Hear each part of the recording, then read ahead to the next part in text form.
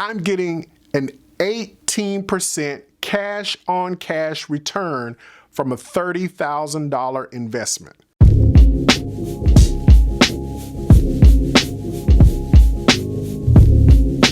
Hey everybody, it's me, AJ Golden, self-proclaimed money nerd and personal finance geek. And welcome to Personal Finance Made Easy. I created this channel to help you win with money by making concepts such as budgeting, saving, and investing simple and easy. Today, we're going to continue our rental real estate series by talking about the 5 calculations that I believe you need in order to start analyzing rental real estate. But before we do, please take a moment to subscribe to my channel and hit that notification bell so that you don't miss out on any future videos. And also, if you like this video and the others in the series and this channel in general, if you just like me, why don't you go ahead and hit that like button right below the video and leave a comment below.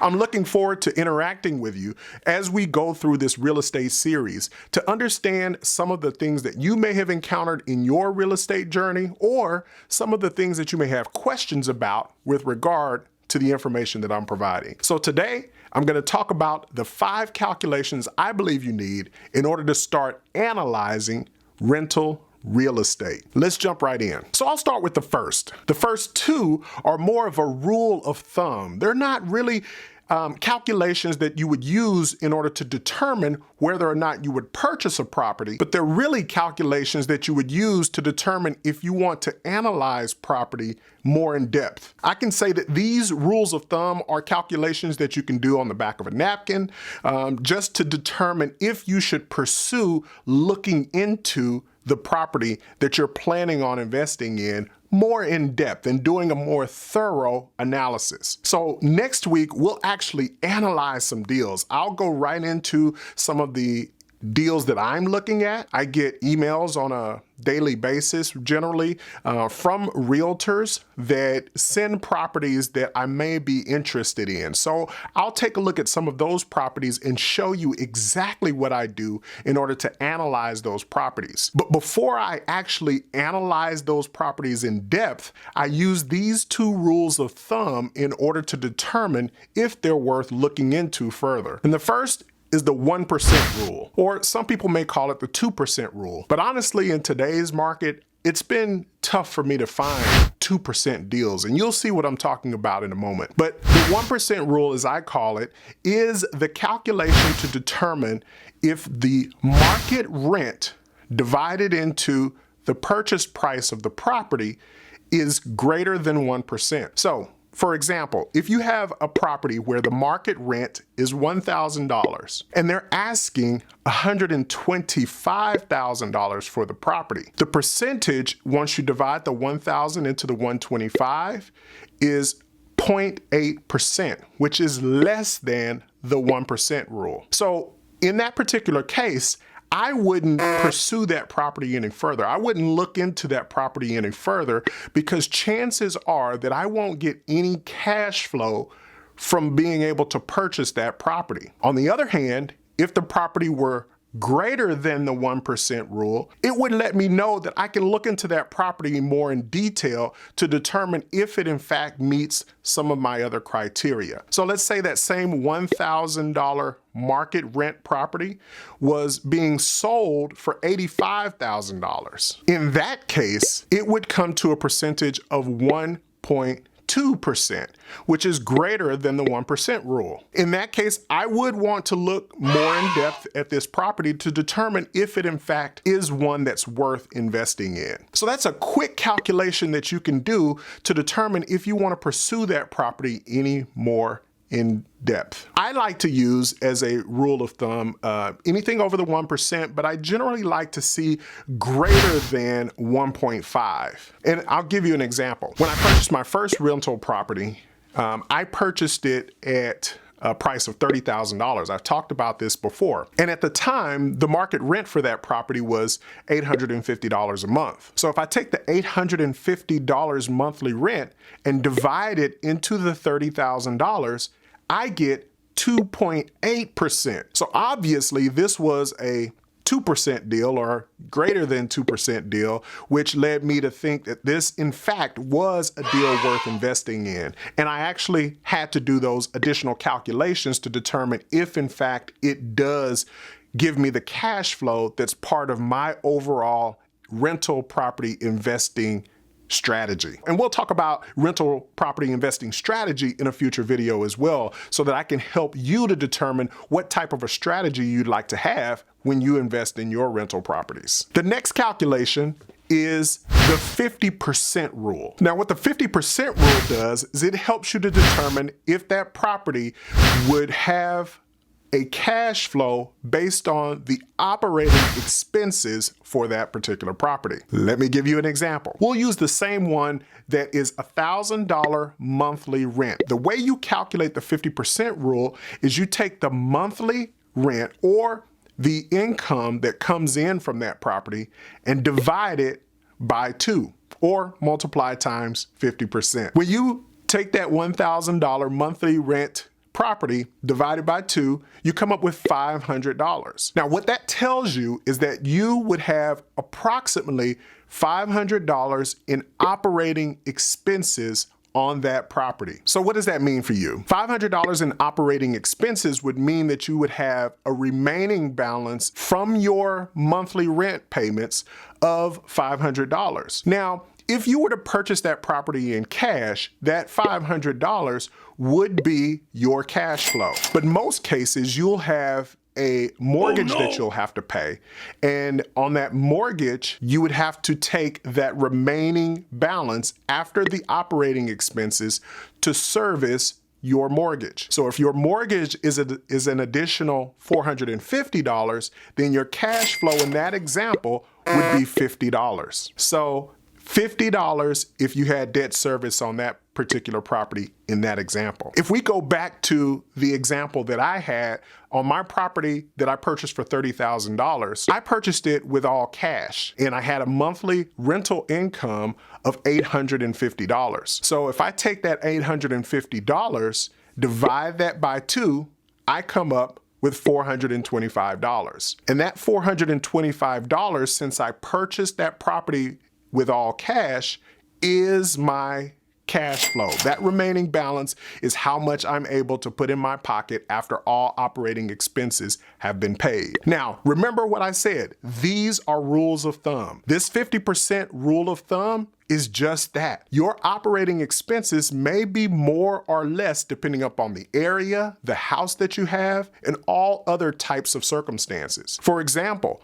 that 50% rule of thumb may not account for you being in an area that has a really high property tax, or it may not account for you being in an area where your insurance amounts are going to be more than what would be average. This, again, is a rule of thumb that you can use in order to determine if this house is worth analyzing further. In other words, do you want to look into it even further to determine what are the exact expenses that this house would have to see if it's worth you investing in it? So let's talk about the next calculation. This calculation is called the net operating income. So we've been talking about the potential cash flow with the 1% rule, and we've also been talking about the potential operating expenses with the 50% rule. What the net operating income calculation shows you is what the actual operating expenses would be and let you know exactly what your operating income is. And we'll use this calculation in order to determine our actual cash flow and our actual cash on cash return. This is very important because it helps you to see how much it costs to actually manage this property that you're intending to purchase. So the calculation itself, or the formula for the net operating income calculation, is that you would take your total gross monthly rents and subtract all of your operating expenses, except for any debt service. You do not include any debt service in the net operating income calculation. So let's repeat that again. You take your total monthly gross and you subtract any operating expenses. So what are these operating expenses? Well, I'll give you a few here just so that you have them, but we'll look at them more in depth when we do an actual real estate analysis. But some are taxes, insurance, utilities, maintenance and repairs, property management fees, vacancies, capital expenditures, and homeowners association dues. That's just a few. We'll look at the list in more detail, as I said, once we actually analyze a property in next week's video. That reminds me, don't forget, subscribe to the channel, hit that notification bell so that you don't miss out on those future videos. I won't give you a complete example of a net operating income at this point because we'll look at that in more depth next week. But let's go ahead and talk about the last two calculations, which I really think are the meat of the investment formulas because it really talks about what you're going to receive by investing in these properties. The first is the cash flow calculation. So in order to calculate cash flow, or the money that you get to put into your pocket at the end of the day, is you'll basically take your net operating income and subtract any debt service that you may have. So take your net operating income, the calculation that we just talked about, and subtract any mortgage payments that you'll have. And this is just the mortgage payment because we've already accounted for insurance and taxes in the net operating income. So for example, if I have a net operating income of $500, and as I mentioned in one of my previous examples, I have a mortgage service of $450, then I subtract the $450 from my $500 net operating income, and I get $50 as remaining cash flow. So let's say you don't have any debt service. If you don't have a mortgage on the property and you purchase it with all cash, then your net operating income is your cash flow, just like we mentioned in our previous example. The property that I purchased with all cash, $30,000, my net operating income of $425 is all cash flow. So I get to put the entire $450 into my pocket or reinvest it into something else. The final calculation is called cash on cash return. And this is basically the percentage of return that you're getting from making this investment in the first place. In other words, the amount of money that you're putting into this real estate deal, it's the percentage of return that you're getting on that investment. This is your return on the investment of paying for that property. So on the cash on cash return, the way we calculate that is we take the annual cash flow and divide that into the total cost of the property, everything that I've paid out in cash on that particular property. So let's take a look at the cash on cash return that I'm receiving today for the property that I purchased for $30,000. Today, I have a $950 monthly rent. That's the gross rent on that property. The cash flow that I have on that property is about $450. After I've paid all of my expenses, I bring in about $450 on that property that I purchased for $30,000. So today, my cash on cash return that I'm receiving is the $450, multiply it out times 12 in order to get the annual cash flow. In this case, that equals $5,400. I take that annual cash flow and divide it into the $30,000 that I paid for the property. I come up with a cash on cash return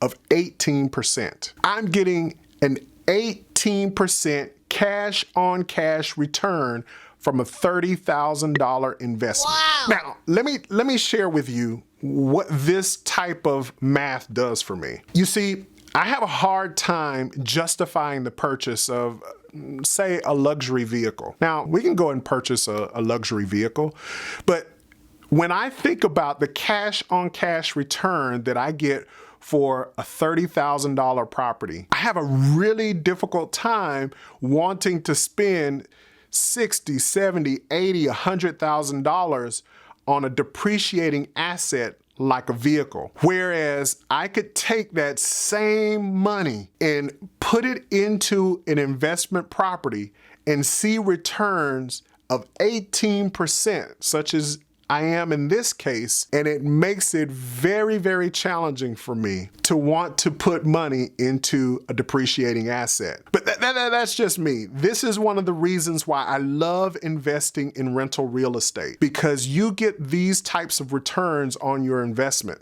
And when you start to see that coming in, you start to reframe how you want to spend your money. Now, cash on cash return is great because when you look at something like a cash on cash return, it's only the money that you're putting into the deal that's counting toward this cash on cash return. So let's say you're purchasing a property where you're getting a mortgage on it and you're putting only a small down payment on the property. You can have really, really high rates of return on properties such as that. And then not to mention, if you have a property where you have been able to negotiate a zero down or owner financing or some other type of creative financing where you're not having to put any money in the deal, you can get returns that are infinite based upon you not even having to put anything down on these rental real estate properties. So as you can see, I get geeked out about that. I'm really excited about talking about these things. I'm hoping that